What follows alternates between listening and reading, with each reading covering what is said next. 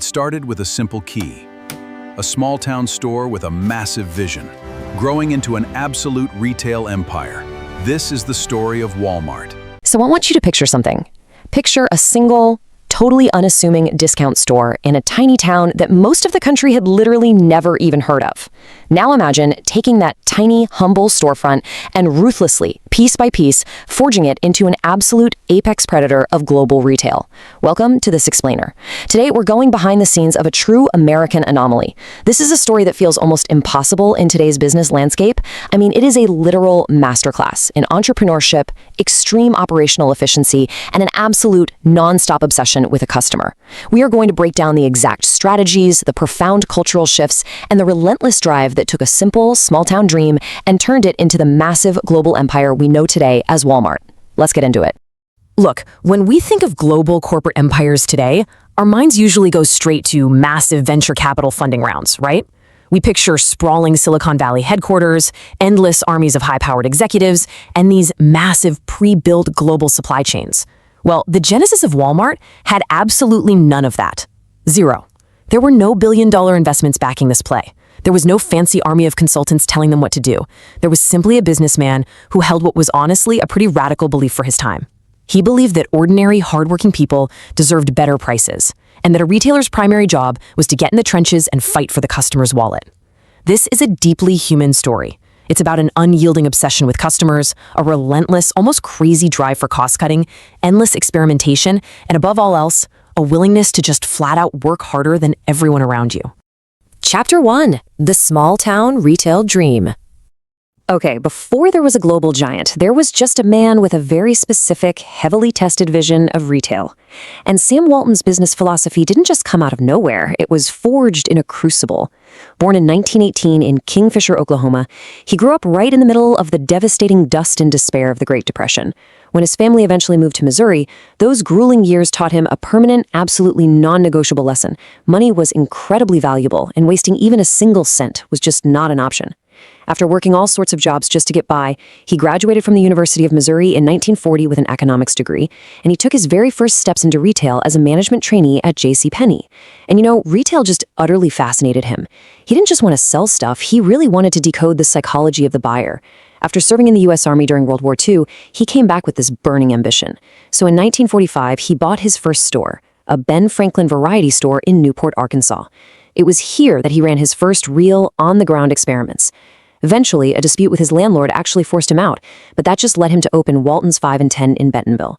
All of these hands-on, gritty lessons culminated in 1962, when he opened the very first official Walmart store in Rogers, Arkansas.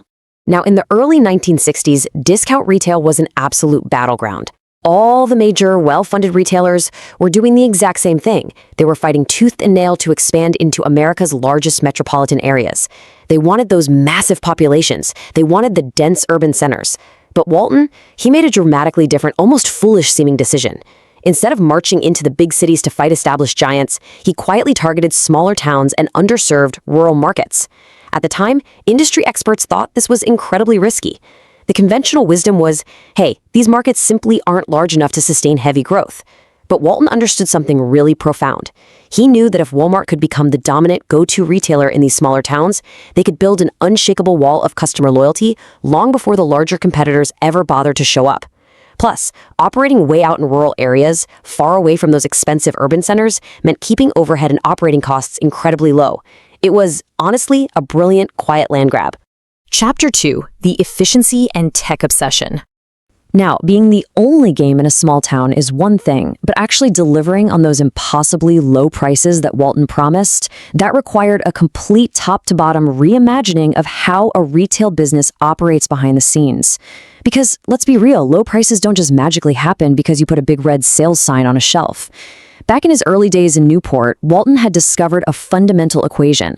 If he could sell products at lower prices, it would naturally attract more customers, and that massive increase in volume would more than make up for the razor-thin profit margins on each individual item. But making that math actually work required total obsession. It became this relentless four-step chain reaction. Step 1, negotiate aggressively with suppliers. Walton absolutely refused to pay a penny more than necessary. Step 2, Move that merchandise and replenish stores with ruthless efficiency. Step 3, relentlessly drive down internal operating costs. And finally, step 4, and this is the absolute most important one, instead of pocketing those internal savings as extra profit, you pass every single cent of those savings directly back to the customer in the form of lower prices. Every dollar saved internally became a weapon on the sales floor. This vicious cycle became Walmart's most powerful, unstoppable competitive advantage. But here's the catch. You absolutely cannot execute that chain reaction on a massive national scale using just pen and paper. Long before modern e-commerce giants made supply chain tech look cool and cutting edge, Walmart was quietly pioneering a technological revolution in retail. Walton knew that to keep costs at rock bottom, they had to have absolute, total control over their supply chain. So they invested heavily in cutting-edge systems that allowed the company to track and understand their inventory in real time. They needed to perfectly coordinate this rapidly growing, sprawling network of rural stores. The goal was simple to say, but incredibly complex to pull off. Get the exact right products to the exact right stores at the exact right time while keeping transportation and storage costs as low as humanly possible. What sounds like standard everyday business practice to us today was genuinely revolutionary back then. It formed an invisible technological moat around Walmart that competitors simply couldn't breach. Yet despite all this massive investment in high-tech systems and complex logistical networks, Walton never, ever lost sight of the ground reality. This quote really encapsulates one of his most deeply held philosophies. Numbers don't always tell you what the customer experiences. You see, Sam Walton wasn't the kind of CEO to just sit behind a polished mahogany desk in a corporate tower reading spreadsheets all day. He was famous for constantly traveling. He would jump into his old pickup truck or fly his own small plane and personally visit store after store after store. He would literally walk the aisles. He wanted to see exactly what the customer saw. He examined the displays, he checked the shelves, scrutinized the prices, and observed how the store was actually running firsthand. And he watched the competitors just as closely. He talked directly to the employees and watched what people were actually tossing into their shopping carts. He wanted to know what was working, and maybe more importantly, what was failing. He fundamentally believed you had to experience the business with your own two eyes, because data on a page alone completely lacks the human context of the actual shopping experience. Chapter 3. Building the associate culture. You know, you can have the best logistics in the world and the smartest geographic strategy ever devised, but at the end of the day, a company is ultimately just a group of people. And Walton instituted a massive paradigm shift in how retail workers were viewed within his company. He didn't want employees who were just showing up and punching a clock. He wanted associates. Now, that might sound like a simple change in vocabulary, but the philosophy behind it was straightforward and highly effective. He figured if you treat your people as true partners in the business, if you ensure they are deeply motivated and truly understand the overarching goals of the company, well, they're naturally going to take much better care of the customers. Walton believed that customer service wasn't just a department in a store. It was a direct reflection of how the staff felt about the company they worked for.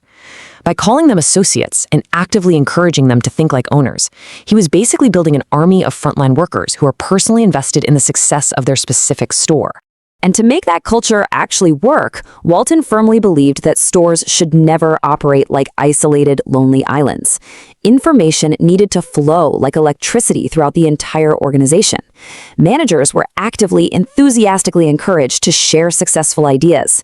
If a certain product display worked beautifully in Arkansas on a Tuesday, Walton wanted that exact same display implemented in Missouri by Wednesday. He also maintained a culture of extreme frugality.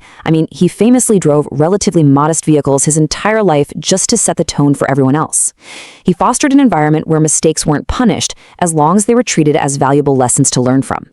And he stoked a fierce, high-energy competition between different stores and teams just to see who could perform better. All of this created something extraordinarily rare in business, a massive, sprawling company that was somehow incredibly agile, able to learn, adapt, and pivot at a massive scale.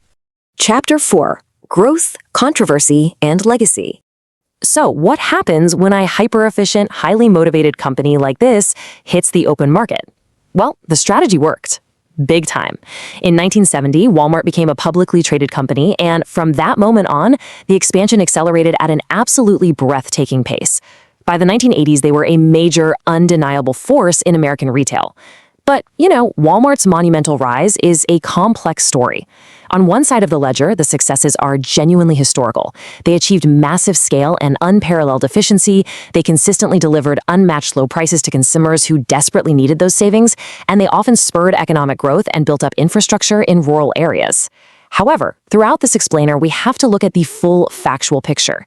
As Walmart became this dominant giant, they faced severe and ongoing criticisms. There were intense, heated debates about their impact on local mom-and-pop small businesses who just couldn't compete with their pricing power. There have been long-standing, very public debates regarding employee wages and working conditions, and that famous strategy of aggressive negotiation, well, that placed immense, sometimes crushing pressure on their supplier relationships.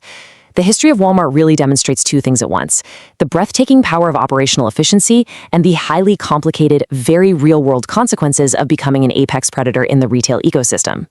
Chapter 5. The Power of Compounding. Sam Walton passed away in 1992. But his true legacy, it isn't just in the billions of dollars in revenue or the thousands of stores scattered across the map. It really boils down to a profoundly simple mathematical and philosophical concept: 1%. If you take away literally one thing from this entire explainer, let it be this. When we study massive empires like Walmart, we tend to look for a magic bullet. We naturally assume there was one revolutionary invention, one single stroke of absolute genius, or one crazy lucky break that catapulted them to the top of the mountain. But Walton's story completely shatters that myth. Walmart wasn't built on a single massive breakthrough. No way. It was built on the relentless, exhausting, everyday pursuit of getting just 1% better again, and again, and again. Every single day for decades. Let's break down exactly what that 1% actually looks like in the real world. It's figuring out how to offer a slightly better price on a tube of toothpaste today than you did yesterday. It's tweaking the conveyor belt in a massive distribution center to make a warehouse marginally more efficient. It's doing an extra week of boring demographic research just to find a slightly smarter store location. It's one manager picking up the phone and calling another to share a display idea that moves 5% more inventory. It is simply one customer returning because they consistently knew they were getting real, dependable value. None of these things are glamorous. None of them are going to make headline news on Wall Street on their own. But these tiny, seemingly ordinary improvements, when you repeat them thousands of times across hundreds of stores over dozens of years, they compound into an enormous, unstoppable global result. It is the absolute purest example of how consistent fractional progress over time creates total dominance. Sam Walton didn't build Walmart based on what looked impressive to Wall Street bankers. He built it entirely around what the actual customer desired: lower prices, convenience, massive selection, and unquestionable reliability. And this principle remains powerfully, undeniably relevant far beyond the aisles of a retail store. Whether you are building a startup from your garage, creating content, developing a new piece of software, or honestly just trying to advance in your own career, Walton's legacy leaves us with a really provocative, challenging question that you have to ask yourself. What does the person I'm trying to serve actually need? Not what you want to sell them or what's easiest for you to make, but what do they truly need? Because as the story proves, businesses that genuinely listen, fiercely control their costs, learn faster than their competitors, and tirelessly serve their customers hold an advantage that money alone can never buy. Greatness doesn't always begin in a famous city with unlimited resources and endless funding. Sometimes it begins in a small town with a really simple idea and the sheer, unyielding determination to make it work.